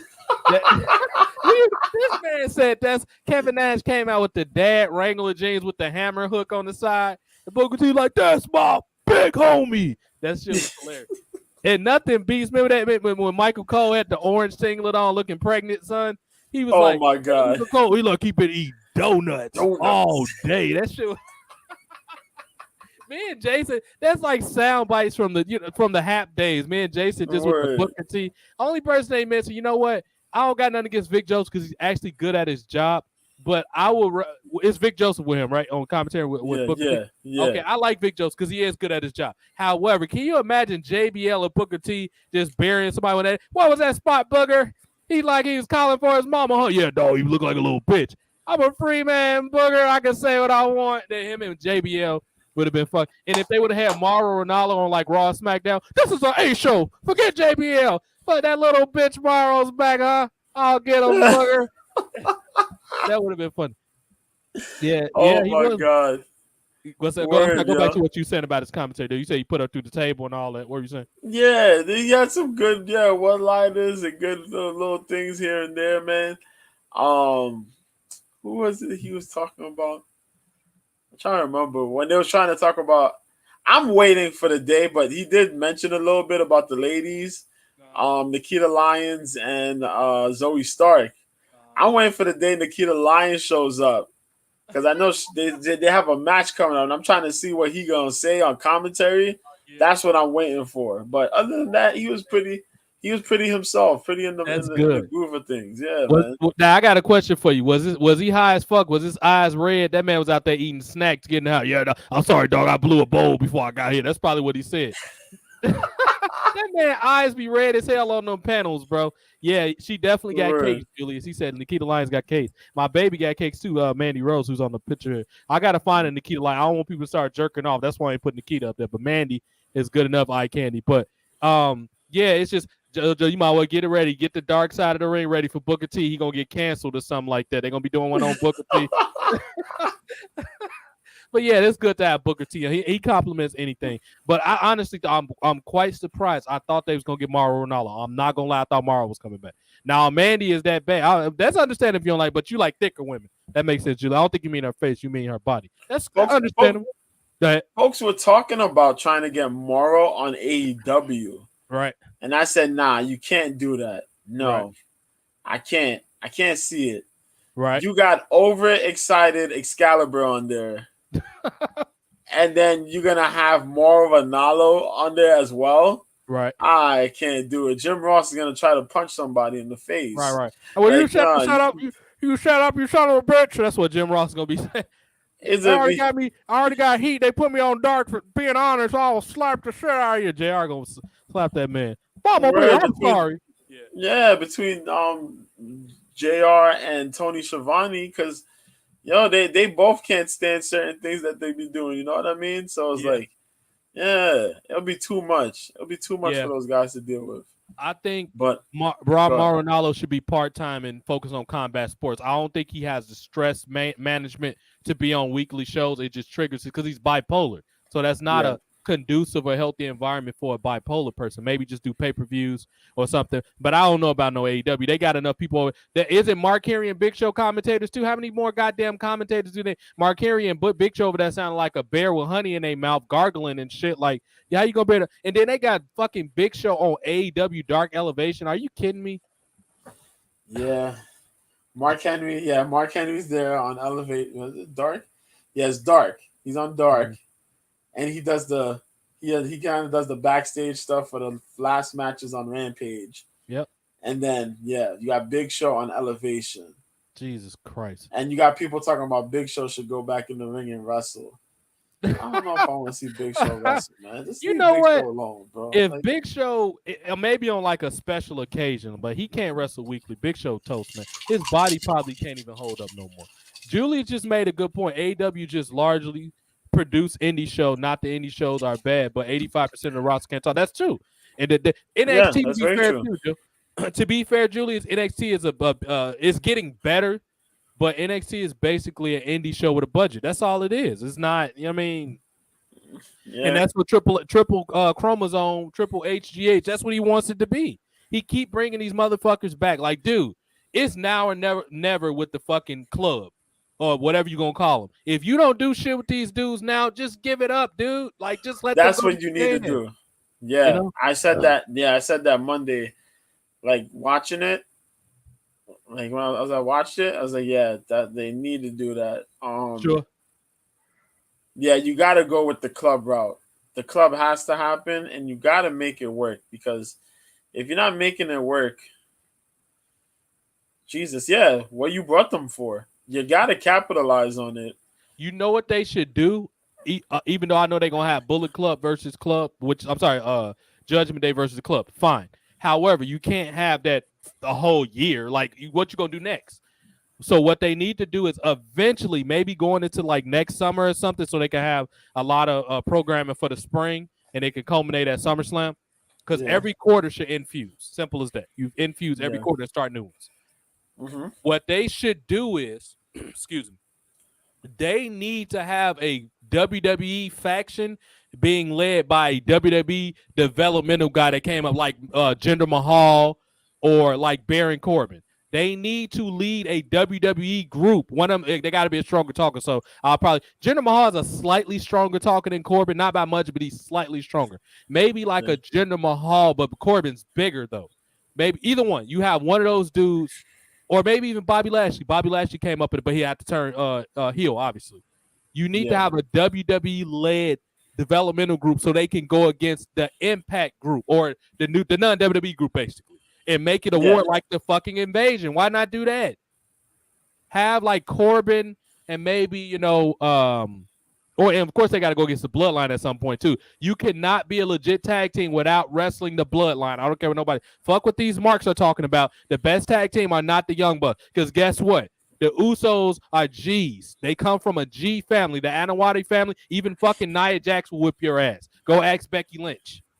So what they need to do is all these people talking about the best tag team in the world, the Young Bucks. No, the fuck they aren't. First of all, if you would have came at the Usos like CM Punk did, CM Punk, the Usos would have beat the hell out of that man. There's the point. There wouldn't have been no sissy slaps backstage. Maybe they landed some good punches. I don't know. I weren't there. It wouldn't have been no talking. The Usos would have went in there and dragged that man out of that press conference. Can you imagine if the Usos would have got their hands on CM Punk, or even one of them? Jimmy Uso drunk off his ass will beat the hell out of CM Punk. Yeah, you're not lying there. You're not lying there. That man will beat the hell out of it. You know what type of family they come from? They used to fight each other. You know they're not scared of nobody else. So that's the difference between the Usos and the goddamn Young Cucks. Get the hell up out of here. They the best tag team. Well, who have they wrestled? Yo, man, I'm gonna tell you something. The Young Bucks, man. I thought the Young Bucks would be a big deal in AEW. Yep, the Young Bucks could do a lot of the flippy stuff. My fault. No, they could do a lot of the flippy stuff, and they do all that pretty good. They do the gymnastic game pretty well. But it's the same sequence almost every damn time they wrestle in the match. Or very limited psychology. And I used to sit there and be like, damn, these dudes are really going to be in AEW, and they're going to be those guys. And they surround them around other unprofessional wrestlers. Not that the wrestlers are bad. A lot of the wrestlers can wrestle. However, how are you going to learn as a tag team not wrestling in staff? You know what they should have did? Why did they not have an extended program with the Rock and Roll Express? Of course, the Bucks would have went over by the end of the storyline. Why did they not work? Because guess what the Rock and Roll Express would have talked about to do? Slow the fuck down and sell stuff. They one of the best tag teams ever at that. Yep. Why did they work with LAX for a little while, for like 8 weeks or something, and it was done? That was like the last time I watched AEW. Yeah, this dude Ricky Morton. Yeah. Did he do a Canadian Destroyer, JoJo? Fucking Ricky Morton. Yeah. This man he's fucking like 60 years old. He still can move. Because the Bucks don't want to have other teams look better than them. And we learned this. But you want to be the best tag team wrestler. Go ahead. And we learned this when FTR finally showed up to AEW. Yep. That's the problem. AEW showed up. I mean, FTR showed up. Yeah. And that was it. Yep. And they got exposed. And since they've got exposed, it's been that way. And ever since, they came up and, they had the match. That match when they won the titles, that ladder match they won because, they were supposed to have the Hardys and the, was it Jurassic Express? But Jeff got arrested. They couldn't have that no more. Yeah, these dudes were supposed to give up those titles. We were supposed to get FTR, the Young Bucks 3. And instead of that, we got Swerve and Keith Lee having the titles. Right. You know how crazy that is? Like, yo, we're not going to have these guys wrestle these guys. Instead, we're going to give them the titles to these guys. Like, bro, and these dudes had the title for just a little while, and now the Acclaimed have the title. I want to piggyback on something you did, and I like the Acclaim too. They should have been champions 6 months ago. Because when you cutting people up with promos like that, them and the Guns brothers had a decent run. But when you cut people up like that promo, that's who you need. They need to be starting shows off, getting the crowd hot. I want to piggyback on something you just said about the Jurassic Express. A lot of people didn't like Marco Stunt, like Cornette. Goddamn motherfucker, fuck him. He's not Raymond. I want him to die. First of all, Cornette, you're a fucking mark. What you don't understand is he plays his role well. That's why I like Marco Stunt. Jurassic Express is a team for entertainment. They're not a serious team. They're there for kids and casual fans. It's good to have people because guess what? Your serious teams, that's like the heels, they get heat by beating up Marco Stunt. How about you learn how to use your fucking roster? That's what he's there for. You get heat, and he knows how to take an ass whooping. I've seen him do it before.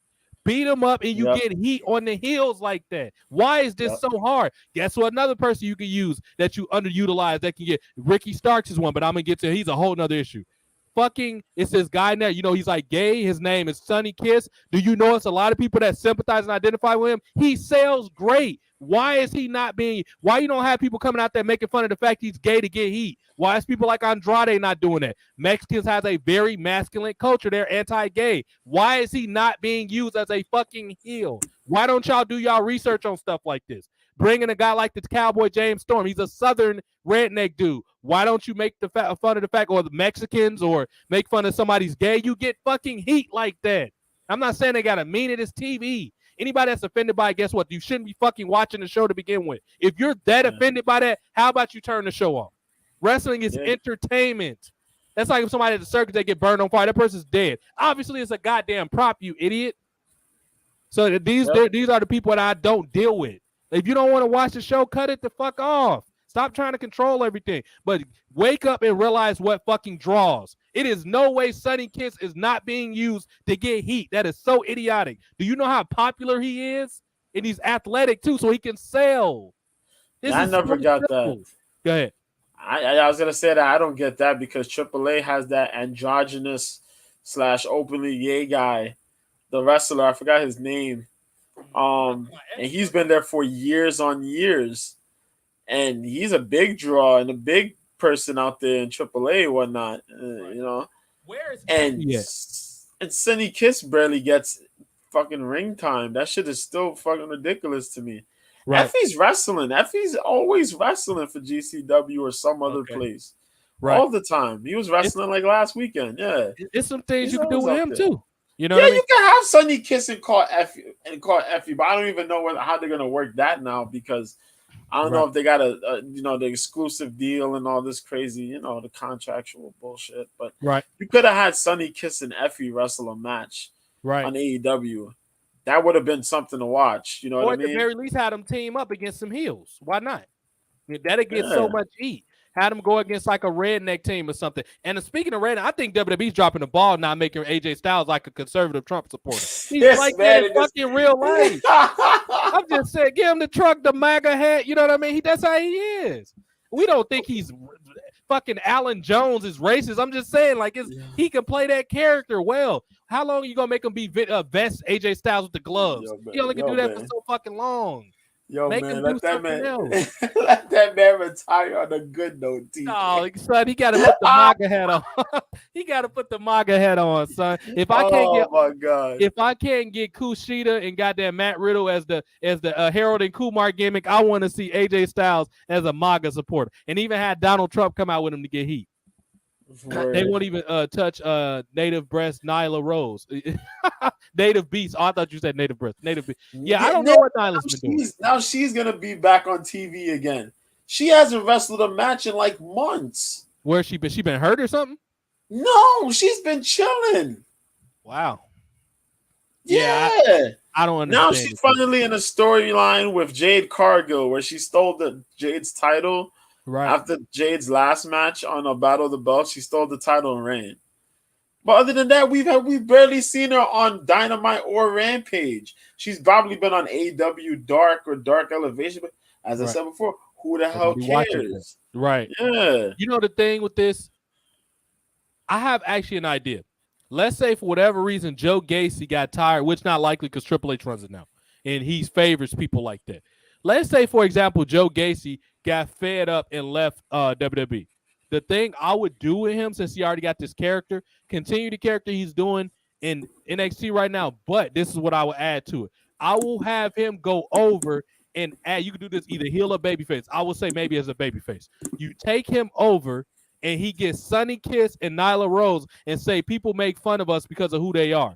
And see how it works. Just do it. If it's a heel thing, let them be heels. If it's a baby face, and you bring in the opponents that fit them the best. If they're baby faces, bring in some sexist heels, like some cowboys or something, to go against them. Or turn one of the group's heels, maybe MJF or something, and run them down. And now you got a program to work with. Something people that's relevant and topical that people actually fucking care about.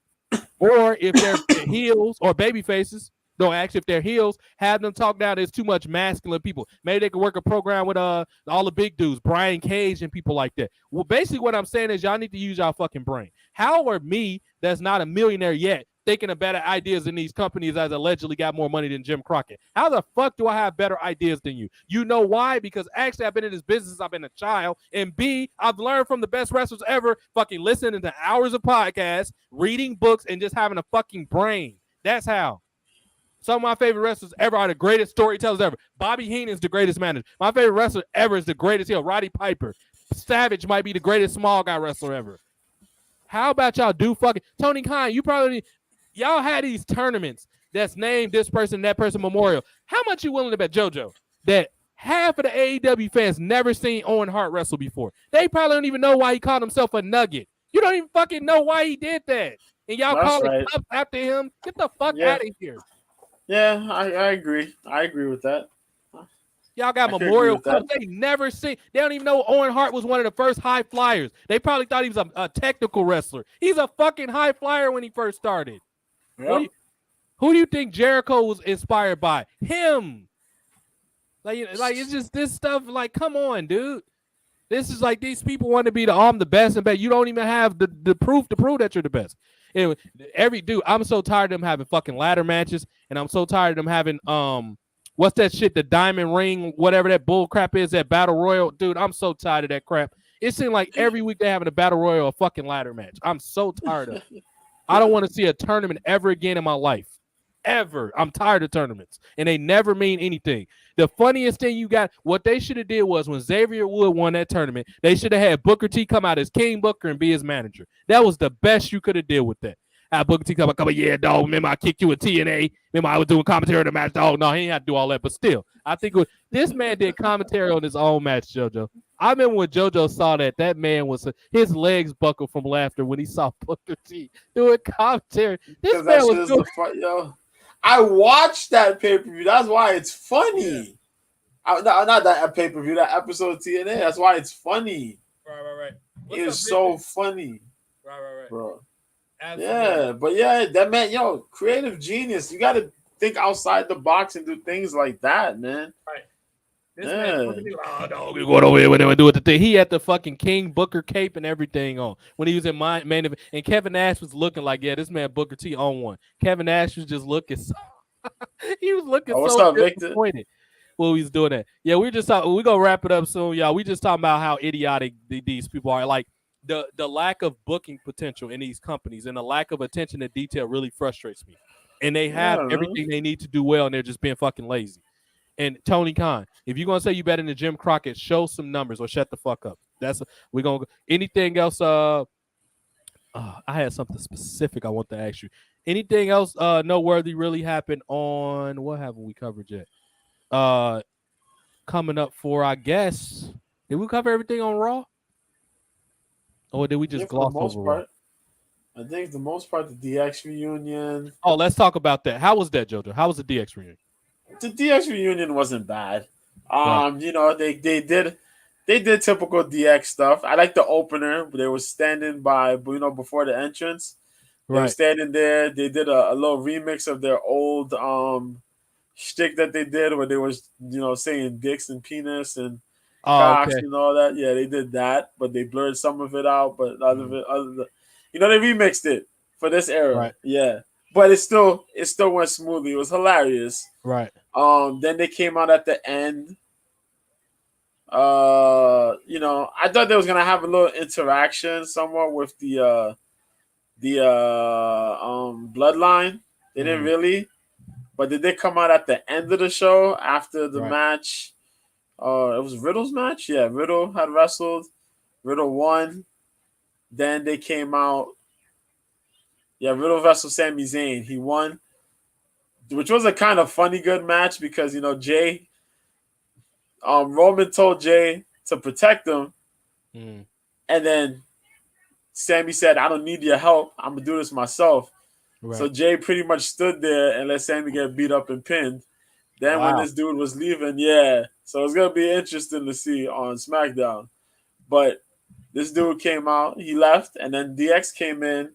Then they did their whole little shtick. X Pac had the little small ponytail because he don't got much hair on his head. And Shawn Michaels, he bald, and Oh Triple shit. H there. And Triple H was making little side joke comments because he had the heart attack. Yeah. It's shit. Was Um, Lapdog there? yeah, Lap- Road Dogg was yeah, there. okay. Lapdog was there. Yeah, Okay. no Billy Gunn, but they did kind of shout him out. Yeah. Um, The and PEDQ was yeah, gonna be there.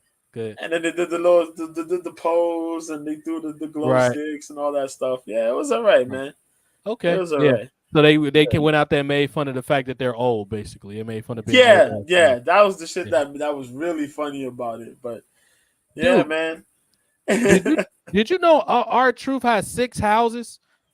No wonder he still. This man owns 6 houses, JoJo, with that WWE money. No wonder he not complaining about it. He bought 6 fucking houses. Obviously, he don't live in all of them, but the fact that this man owns 6 houses is pretty impressive.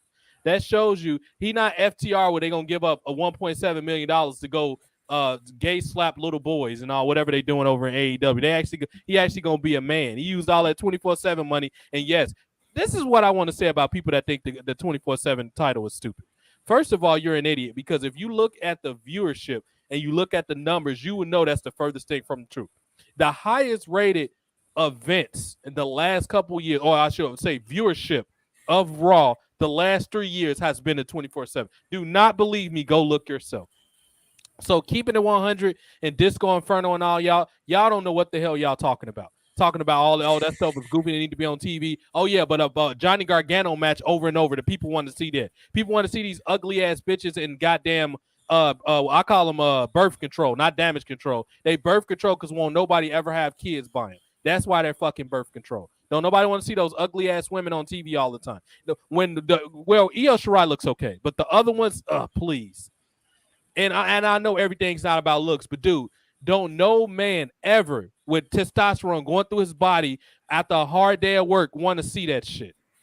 If you gonna have them over there, don't have them opening and closing Raw every single week. Why can't somebody like goddamn Mandy Rose or somebody or Lacey Evans or Alexa Bliss, somebody that actually has an appeal to them, open and close the show sometimes? I'm not saying Damage Control can't be on the show. I'm saying they shouldn't be the focus of the show. You got them and Judgment Day finally start doing something now. But for a while, people didn't even care about Judgment Day. The show revolved around them, and you wonder why people don't give a fuck about Raw. Then you got fucking Gunther and them. People don't know who these people are. And I honestly think Walter lost a little bit of his appeal when he lost weight. He should have been a flabby dude chopping the shit out of people. Excuse me. I honestly think that was the appeal. Raw just looks goofy. You got Strowman with nipple piercings and goddamn red skinny jeans. He's looking like fucking Yosemite Sam running. Like, dude, no. Put the fucking baggy ass, whatever lumberjack pants you had back on. Don't nobody want to see you with red skinny jeans, dude. Get out of here with that shit. Then Elias, thank God, is coming. It's just been too much goofy shit. Now, to his credit, Chad Gable got that shoe gimmick over. I expected it to be fucking stupid, but he got it over. Otis, I want to see him back as Jolly Chris Farley Otis, but he's doing a decent job now. The problem is you got 3 tag teams in WWE. You got Alpha Academy, the Bloodline, and Street Profits. Where are your tag teams at? Where's Legado del Fantasma? Well, they're there. Dude, where's Los Lotharios? Why are they losing every week? Where Hit Row's picking up a little bit of momentum, but they just got to WWE. Yeah. You need to focus on these things. First of all, you can sell merch with the following teams. Hit Row has great looking, that logo with the mic. That shit looks cool. People will wear that. Street Profits are cool. The Bloodline are cool. The Mafia stuff. You can make like suits and shit for them or whatever. Some cool looking shit. Hoodies or whatever. The Bloodline looks cool. Alpha Academy. People can relate to that fat dudes that lift weights. You can wear shit like that. Why do you think Heavy Machinery were such a draw? Do you know how many people in America actually look like that? They're called football players. There's a lot of people that's pudgy, but they got big arms and stuff. That's why they're fucking over. Heavy Machinery was over because people actually like them. It's people that can relate to that. Yep. You have all these. Pretty Deadly's getting over okay, decently. But other than that, who can relate to fucking Imperium? A bunch of fucking boring assholes coming out putting their arms behind. Who the fuck cares about that outside of British fans? And don't get me wrong, Marcel Barthel is actually talented. Yeah, I call him the Jizz. That's a German Miz. That's all he is. He reminds me of me. He has the camera prayer. You put him in a suit. Why the hell did y'all make? I call him Mr. Clean, not Mr. Clean. Arm and Hammer. Fucking Fabian Eichner. Why is he not Giovanni Vici no more? He's a rich motherfucker that was bragging about fucking girls and he drove nice car. Why is that not a character anymore? Do you know how many people can relate to a dude that drives a fucking Maserati or at least wants to be that guy? These decisions are absolutely idiotic with WWE. And I hope y'all listening or somebody go back to WWE because I just gave y'all some ideas. Me and JoJo gave ideas y'all can make money with. It is no way. You're that's like an artist with all the material, but he sucks with ideas. It's no point in having a fucking what they call an easel or the paper that you write on, the paint brushes, the paint. Why bother when you don't have any ideas? If you're going to suck this, but how about wrestling become seasonal? I think right now, one of the biggest things wrestling can use is an off-season after WrestleMania. It needs to happen. Some people just going to have to bitch and get part-time jobs or something because wrestling, if you don't have no ideas, just end all the storylines after WrestleMania. Why waste all this production time? I don't understand it at all. Sucks those man scrap that gimmick. Yeah, that would have been a cool gimmick. Dude, remember when Mandy Rose's current wife, and congratulations to them, they got married. Mandy Rose and your boy, what's dude name that look like Cena with the black hair? Her husband, Tino Sabatelli. Why is him and Riddick Moss not a tag team? Tino Sabatelli and Riddick Moss was actually a pretty. Remember they feuded with the Street Profits when the Street Profits got on their Lamborghinis and they had a feud with them in NXT? Why the fuck did y'all stop doing that? You know, it's people that actually can relate to that type of stuff, right? Can you imagine somebody stepped on your car? You will beat the hell out of them. And the Street Profits knew that. They had a fucking feud that I did not expect to be good against TM61 or whatever, the Mighty or whatever the fuck they were called. And they were trained by Harley Race, by the way. They had a tag team over their Solo Cup. They made the Solar Cup in the chain of storyline. I remember they poisoned Montez Ford or whatever, or they took the cup. He was hurt for a while. That's a fucking storyline. What happened to that type of stuff? No, Triple H storyline now is we're going to have a guy with the green tights going against dude with the blue tights. That fucking idiot think that's a storyline. And not only that, I hope y'all know, get prepared. It's just in right now. Breaking news. WrestleMania 42. And your boy Alvarez put this out. The headline going to be Malik Blade against Joseph Connors. That's going to be the main event of WrestleMania 42. I hope y'all know that. It's going to be a 3 stages of hell match in the Karokian Hall. That's going to be the main event for WrestleMania 42. I know JoJo know about it. He getting tickets for it right now, son. Because you already know next year, Johnny Gargano versus Raul Mendoza. I'm telling you, next year at WrestleMania. Oh, my God. Oh my God! Triple H is a fucking idiot. Let's see what else we got to cover, and then we're gonna go ahead and wind down. Coming up November 5th, Saudi Arabia. I might actually watch this. This is another show. I haven't watched WWE, period. But another show I'm looking for. I might watch Crown Jewel. I might, even if I got to work today, I might come home and watch it because it got some highlight matches. But let's check out Crown Jewel. I think as of right now, it might only have 2 matches announced. However, if you're watching the show or reading about it, you can surmise what the other main event's gonna be. You know, Edge is probably gonna be doing something because he's heavily featured on TV. Unfortunately, Johnny Gargano's probably gonna be there. The women's title, Ronda's gonna be there. The other women's title is probably going to be on the line. So, well, actually, right now, only thing that's announced is Logan Paul, Roman Reigns. But we already know Lashley and Lashley and Lesnar gonna happen. Ronda's gonna do something. She's got heat. They finally figured the fuck out how to get heat on Ronda Rousey. It only took them 4 years, but they figured it out. Meltzer is going to host the WrestleMania. Yeah, it is gonna be Dave Meltzer. He gonna be the special guest ring announcer or something. He gonna be out there. I thought it was a match. You know what? Their gimmick should be ask Dave Meltzer. He should come out there and rate matches, and then somebody should come out there and beat the hell out of him. Nah, he's not gonna host WrestleMania, man. Who's gonna be? He's not gonna host WrestleMania. There's no Okada on there. No, that's true. No Okada. He ain't gonna be there. He only wrestles New Japan. He only does New Japan matches and people who wrestle for New Japan, man. Right. What a fucking Mark Dave Metzler is. Golly. Oh. Triple H, stop being an idiot, man. Go ahead, Joe. Oh, word. No, I was gonna say today. Was it? I think it was today's episode, man. Ariel Helwani on the MMA Hour. He did an interview with Tony Khan. But the interview, he was talking about it, and he was like, it was one of the most frustrating interviews he ever did with somebody. Helwani or Ariel Helwani, the MMA dude? Yeah, I know him. He does everything. Yeah. Who said Helwani's been doing a lot of Who said it was embarrassing, him or Tony Khan? No, him. Okay. He said it was frustrating because he tried to do the interview, but Tony Khan don't answer questions. Right. He's like, oh, yeah. He said, sure, we could do the interview. But then every question he asked him, no, I can't answer that question. Right. I can't answer this question. He can't answer the question about Punk and certain contractual stuff and whatnot. He can't answer that. Why bother certain other things? He's trying to circle jerk around the stuff. I think there's a legal. What's going around is that there's a legal situation and somebody's trying to sue. Right. But they're not saying who. Punk. Yeah, it's probably Punk. Yeah. If he sued goddamn his best friend, he'll sue anybody. He sued fucking Colt Cabana like an asshole. But and I don't like Colt Cabana, but damn, that dude's your friend, man. He got your whack ass t-shirt and pro. By the way, Pro Wrestling Tees was started by Colt Cabana. They're in Chicago, in the Lakeview area. I'm fucking from here. I've been in that store several times. It's up north in Lakeview. But he got your shirts in there. Like, you could at least have some fucking humility, you fucking selfish asshole. Yep. And we're going to have to start covering WoW. I don't know a lot of the girls now, so I'm going to have to go back and watch some of the stuff. And we're gonna cover WoW. I think WoW actually the first I think it come on this week sometime. Or did it come on Tuesday? Did WoW start yet, JoJo? I know it's starting soon. They started taping back in August. Yeah, I think it probably started already, but I haven't really watched any episodes yet. But I'm going to. I'm gonna try to catch an episode. Because I'm interested. I did go on the website to see like who's on there, right? Like certain new names or whatever, and it's like some of these people. All right, I could look. WoW knows what they're doing. They get the hot ladies. Oh, absolutely. The wrestlers and the gimmick people. Whatever. They got Beast and people, Jungle Girl. They got some people that aren't hot that's good wrestlers still. You know what I mean? Yeah. Or good characters at least. They got some. That's where Nikita Lyons came from. FYI, she came from WoW. I don't know anybody else, but I know for certain Nikita Lyons is one of the big names that came. Barbie Hayden, my girl Barbie. Shout out to Barbie. She's a good friend of mine. Barbie is from there too. Barbie Hayden, blonde, the beautiful blonde.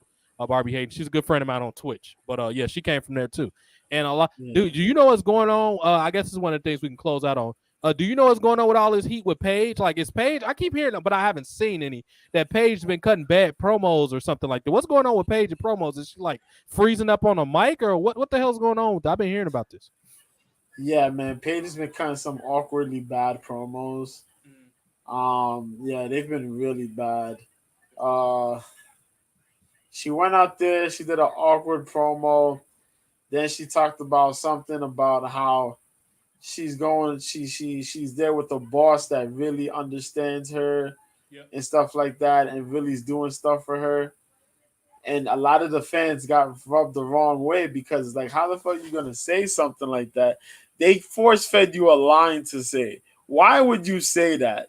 Knowing damn well Vince McMahon, even though you were injured, you were getting paid and you had your job and they allowed you to do your Twitch. Like, what is going on here, bro? Right. So you can't go out there and tell lies. So they got upset with her about that. Right. She got so pissed off. She put a tweet. They replied. She deleted the tweet Right. because she was getting hammered in the replies. Right.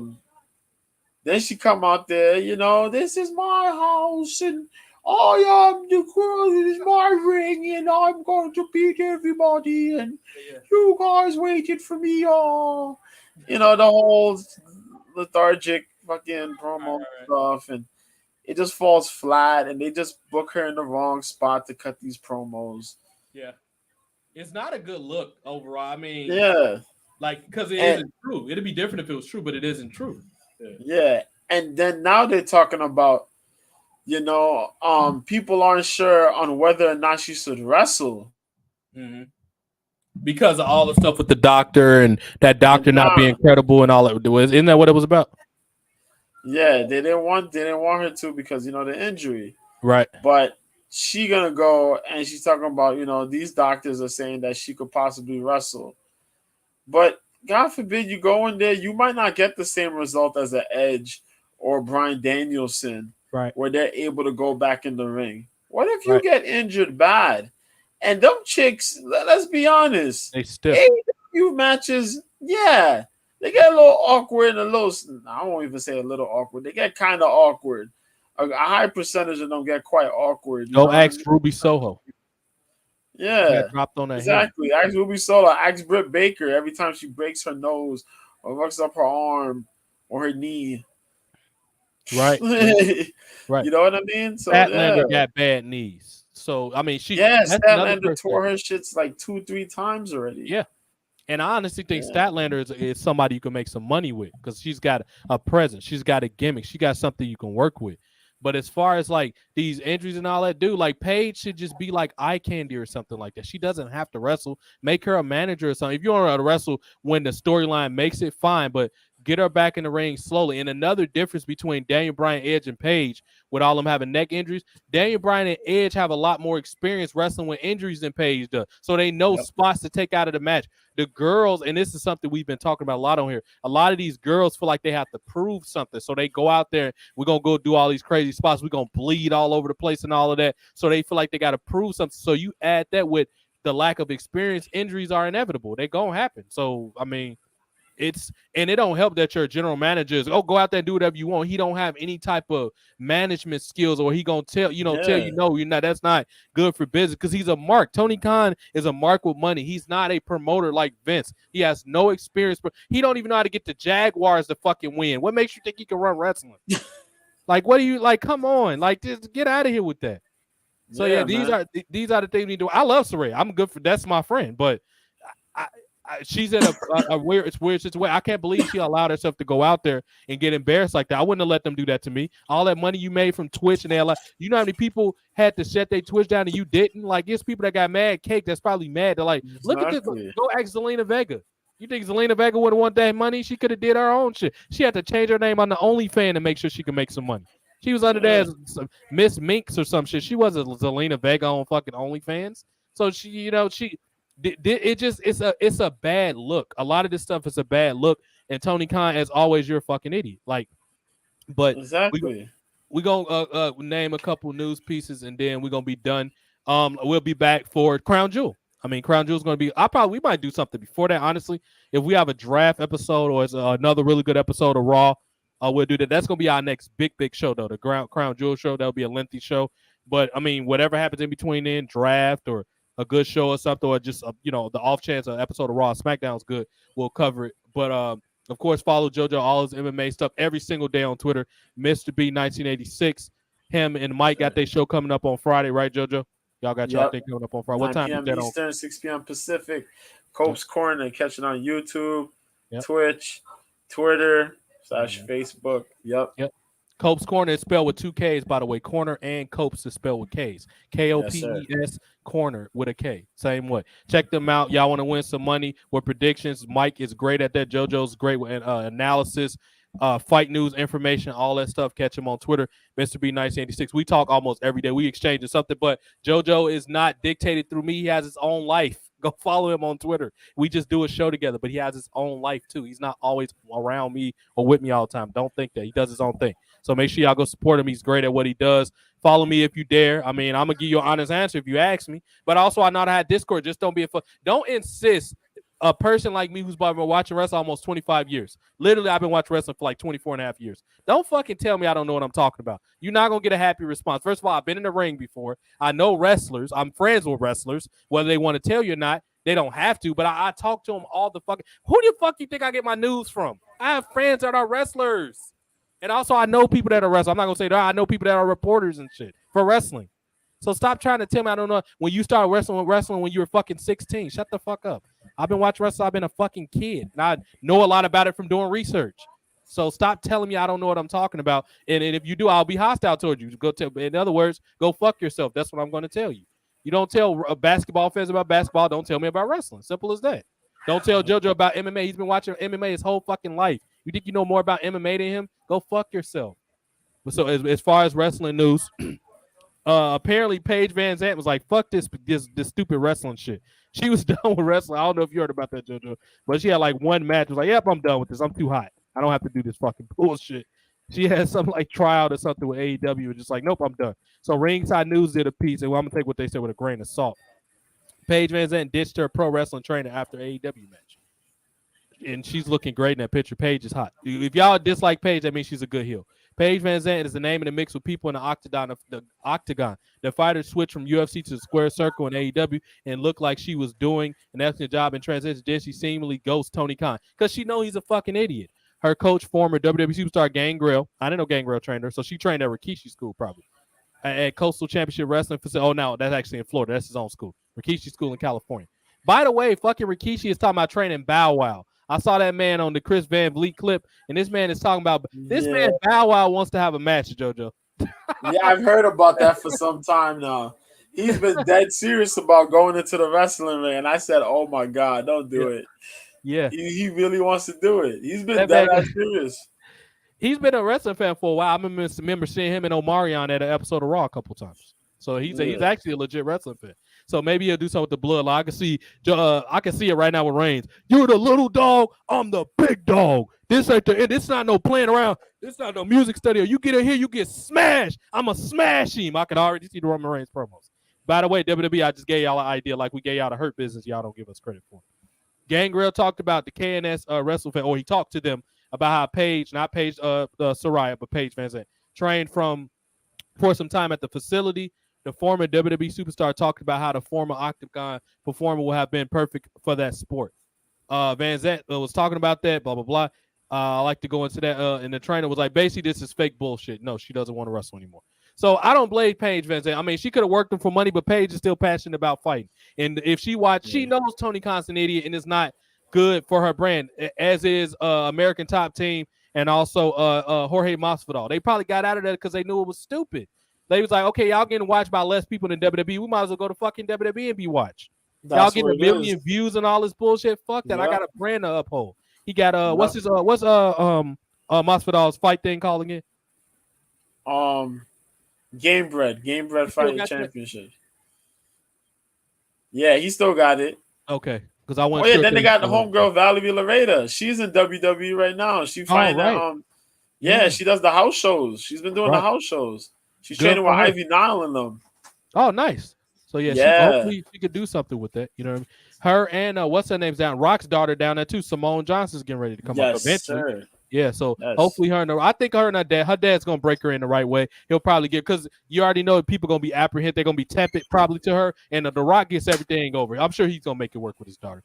You know, if they have her work heel, babyface, whatever. I honestly think Nia Jax, if they turn her heel, Nia Jax should be a manager. You talking about instant heat and put Nia Jax with her. Renee Paquette signs with AEW. Good for her. I mean, husband and wife travel together. I always like some people was too hard on Renee when she was a commentator. She couldn't be no worse than fucking Michael Cole. Let's be serious. She sound more interested than Michael Cole. Michael Cole just say, oh my, and vintage. Like, how much worse could she be than fucking Michael Cole? How much worse could she be than that dude from the MLB network? And I don't think he did a horrible job, honestly. It's just like they didn't prepare him well. He did a pretty Yeah. decent job. You could tell he had broadcasting experience because his voice sounded like he was a broadcaster. And he was an MLB, that Adnan Virk dude. That was Nick Khan's boy.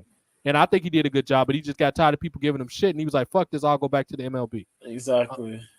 And Bray Wyatt will be on SmackDown this Friday, and that's good. At least they're giving people a reason to watch SmackDown, because for a very long time nobody gave a fuck about SmackDown, nor did WWE give them a reason to care about SmackDown. So SmackDown was dog shit for a while, but now it's something to watch. Hopefully it's something interesting to do, and we'll see. I actually might be off Friday, so I'm actually talking to them about getting me off Friday. I might actually be here, and we'll see. Hopefully it's something.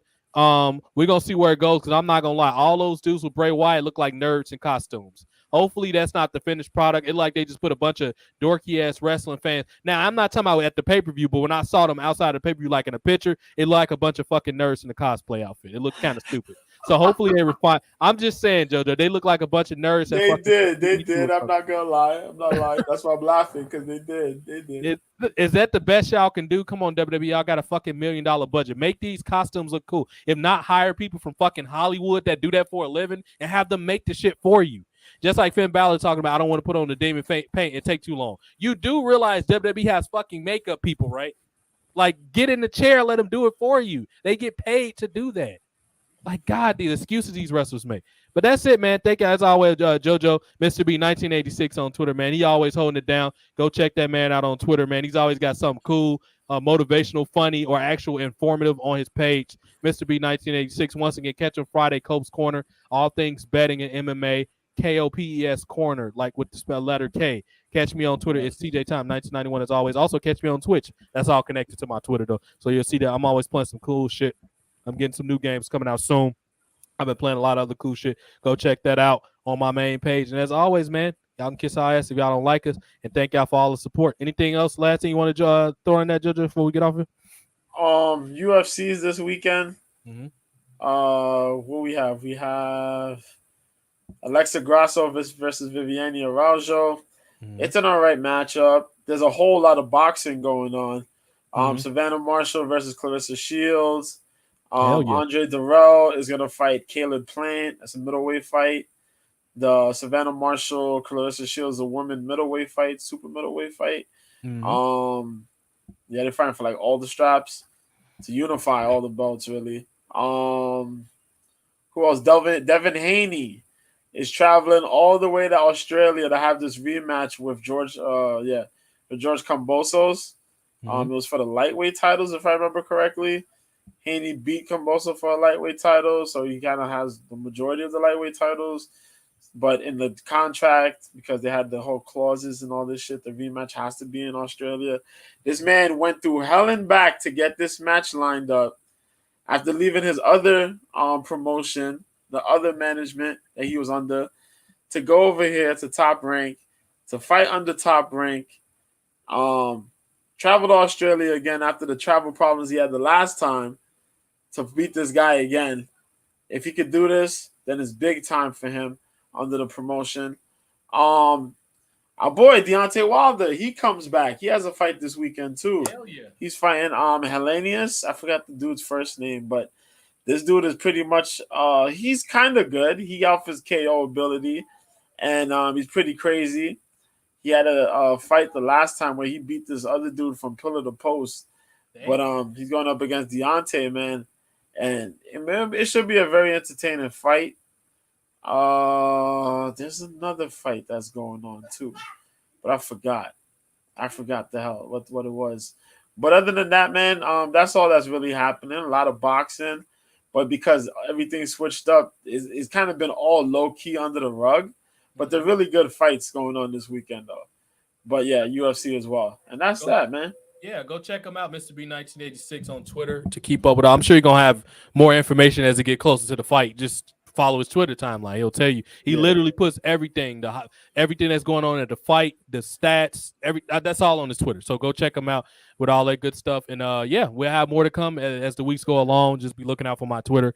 I usually make the thumbnail sometimes a few days in advance. Today I made it, but I had an idea what I want to look like, so I made it as I got home from work. It didn't take me that long because, like I said, I had the idea in my head already. But yeah, just keep it coming, and we're gonna keep the entertainment, man. Let everybody know. Retweet hashtag Smack Talk TV or the Ramble or whatever, tag me and JoJo in and let people know, because a lot of people don't know we here because Twitter don't promote us because we're something controversial, whatever the fuck that means. But you know what I mean? People on here making gay sex fan fiction isn't offensive, but me and JoJo are somehow. Get the fuck out of here. But yeah, let everybody know we on here hashtag to Smack Talk TV, man. The Ramble, all that good stuff. Monday Night Madness, and yeah, we'll talk to y'all soon, man. Number one, and thank y'all, Victor, Julius, everybody else. Marissa was here, the whole crew. Make y'all that I'm shouting out. Make sure y'all let people know this is where we at. And yeah, we're gonna keep it coming. And as we always say,